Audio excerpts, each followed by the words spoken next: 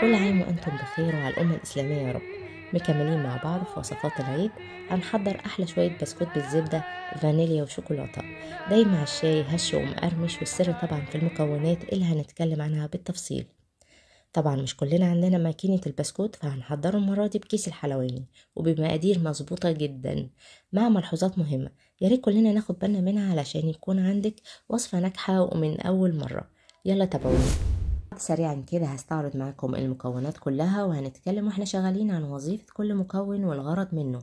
وهبتدي طبعا ببسكوت الفانيليا. عندي هنا نص كيلو دقيق بسكوت وكعك، وطبعا ممكن تستعملي دقيق متعدد الاستخدامات او دقيق كيك. بالنسبة لباقي المكونات الجافة، عندي هنا 3 معالق كاستر او نشا بما يعادل 50 جرام، 2 معلقة لبن بودرة 30 جرام، معلقة صغيرة ممسوحة بيكنج باودر 5 جرام، ورشة ملح بما يعادل ربع معلقة صغيرة. هستخدم معاهم كوب زبدة 250 جرام، يعني تقريبا ربع كيلو. الزبدة طبعا باردة من التلاجة. وسر القرمشة جاي هنا هو 100 جرام من السمن البارد، ده غير تلت كوب لبن حليب في درجة حرارة الغرفة، وده هيسهل معاكي خروج العجينة من القمع. ومعايا 2 حبة كاملة بيض، ومعاهم 1 بياض بيض، وكله في درجة حرارة الغرفة. واخيرا الفانيليا السائله مع الفانيليا الاكياس، الميكس بينهم بيبقى في الطعم صدقوني حاجه مختلفه جدا. وسكر البودره نسيت اعرفه، هو كوب مع معلقه كبيره، يعني حوالي 150 جرام. طبعا السكر لازم يكون منخول، مش عايزين تكتلات. هبتدي بإضافة المكونات الجافة على الدقيق، النشا والكاستر، ده هيزود لي القرمشة. أما بالنسبة للبن البودرة فده بيدي تيست هايل جدا مع الفانيليا، وممكن تستخدمي حاجة اسمها أسانس حليب لو لقيتيها عند العطار. المعلقة الصغيرة الممسوحة من البيكنج باودر اللي قلنا عليها علشان البسكوت يطلع معاكي هش ولذيذ وما يطلعش معاكي مكتوم. رشة الملح طبعا ضرورية، حتى لو بنعمل حلو لازم نحط رشة الملح، دي بتظبط لنا الطعم. هنقلب المكونات الجافة كويس مع الدقيق. طبعا انا استخدمت هنا نص كيلو دقيق بس، لكن انتي ممكن تضاعفي الكميات زي ما تحبي، وهتلاقي المقادير كلها في صندوق الوصف. هنركن دلوقتي الدقيق على جنب، وهجيب بولة تانية وهضيف الزبدة الباردة مع السمن البارد، بس طبعا فيهم شيء من الليونة عشان المضرب بتاعك ما يبوظش او العجين. هضيف دلوقتي عليهم السكر البودرة اللي قلنا عليه، اللي هو كوب سكر بودرة 125 جرام، وعليه معلقة كبيرة، يعني التوتال 150 جرام. بقلب الاول بالسباتيولا علشان السكر البودرة ينعم مع السمن والزبدة وما يتطيرش معايا اول ما اشغل المضرب. بشغل المضرب الاول على السرعة البطيئة، وبعد كده بزود السرعة. بفضل اني اشتغل بالمضرب مع الكميات اللي اقل من كيلو، بيكون اسهل في التعامل اكتر. بوقف كل شوية وبلم الزبدة اللي موجودة على الاركان بالسباتيولا، وارجع اكمل ضرب. ضروري نكمل ضرب لغاية ما الخليط بتاع الزبدة والسمن مع السكر البودرة يبقى كريمي ويكون اللون افتح معاكي. إضافة السمن للزبدة طبعا اختياري، وممكن يستخدم الكمية كلها الزبدة، ولكن بسكوت يعني قرمشة.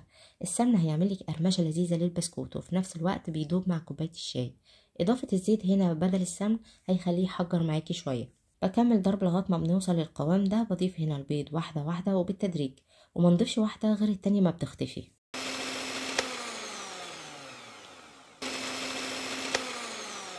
واخيرا بضيف بياض البيضة، وده هيساهم بشكل كبير في ان البسكوتية تطلع هشة ومقرمشة. انا بحب في وصفات البسكوت ازود دايما بياض البيض على البيض الكامل، ولكن في البيتي فور بنزود الصفار علشان يكون انعم وسري بشكل اكتر. طبعا البيض واي سوائل بنحطها دايما تكون في درجة حرارة الغرفة. مش عايزين الزبدة والسمن يفرزوا مننا، ساعتها القوام الكريمي ده كله هيضيع منك. طلع البيض قبلها بوقت كافي من التلاجة، او حطيه في مية دافية مش سخنة، وغيري عليه المية اكتر من مرة. ساعات بعمل كده لما بكون مستعجلة. هنا لما بيختفي البيض كله بضيف تلت كوب لبن حليب في درجة حرارة الغرفة برضو، وبالتدريج مش كله مرة واحدة، مش عايزين نخسر الهواء اللي دخل الخليط. اللبن هيساعد على خروج العجين من كيس الحلواني بسهولة، وبيقلل اي تجاعيد او تقطيع ممكن تحصل اثناء التشكيل. لو مش حابة تضيف اللبن في وصفات البسكوت بنزود حوالي 50 جرام كمان من المادة الدهنية.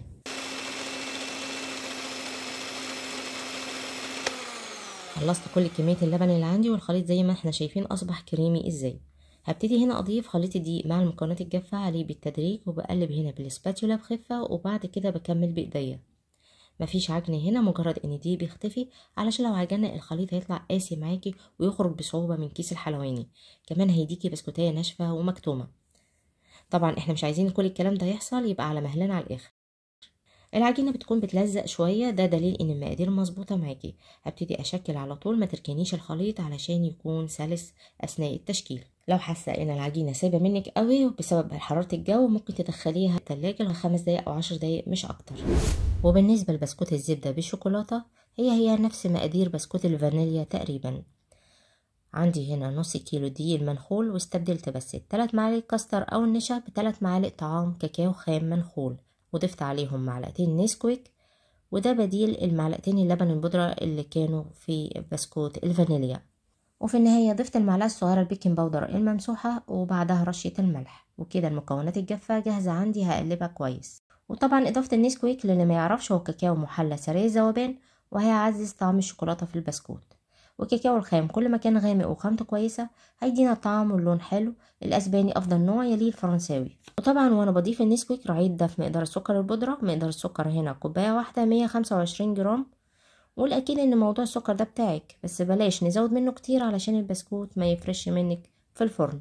وكده المكونات الجافة جاهزة عندي. هقلبها كويس، وطبعا كل الكلام ده لازم يكون منخول.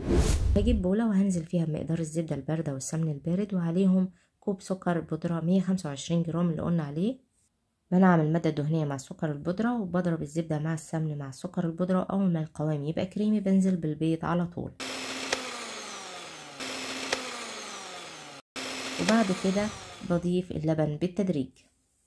واول ما القوام بيبقى كريمي معايا بضيف المكونات الجافه زي ما عملنا بالظبط في بسكوت الفانيليا. بنقلب على مهلنا. طبعا الخليط اول ما بيبقى جاهز بنشكل برضو على طول، يعني شكلي وبعد كده دخلي صواني التلاجة قبل التسويه. وده سر ان البسكوت عمره ما يفرش منك في الفرن.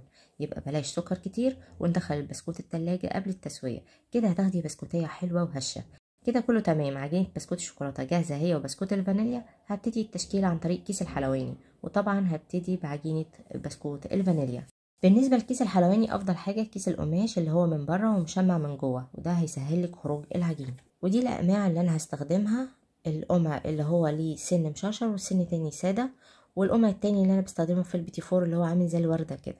وهجيب دورق وهحط جواه الكيس، وهبتدي احط جزء من الخليط. هبتدي ببسكوت الفانيليا زي ما قلنا. طبعا مش هحط الكميه كلها عشان ما يبقاش تقيل على ايديا وانا بشكل. كمان ممكن الخليط يسخن بسبب مسكه ايدي. بجهز الصواني ومش بدهن اي حاجه. الخليط كله دهون مش محتاج، ما تقلقيش مفيش حاجه هتلزق.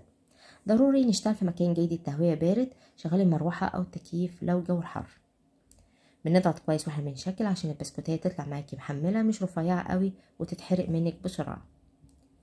كمان علشان العجين ما يطلعش معاكي مشرشر ومقطع، الخليط بيخرج بسهولة. حاولي تثبتي ايدك على قد ما تقدري.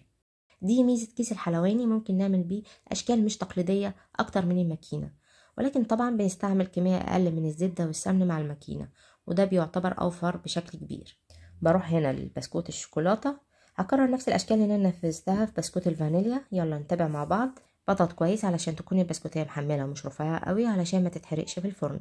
نوعي بقى وشكلي. فرحي الاولاد وتخيلي معايا الجمال ده كله لما يستوي مع كوبايه الشاي الصبح. بالنسبه للتسويه 10 دقايق على 170 درجه مئويه، وبنقلل درجه الحراره وبنكمل 10 دقايق كمان على 150 درجه مئويه، يعني التوتال تلت ساعة. طبعا انا بعلي درجة الحرارة في البداية علشان البسكوتيه ما تفرش، وبعد كده بقلل درجة الحرارة عشان اطمن ان هو استوى كويس وقرمش مني وما يرطبش بسرعة بعد التسوية.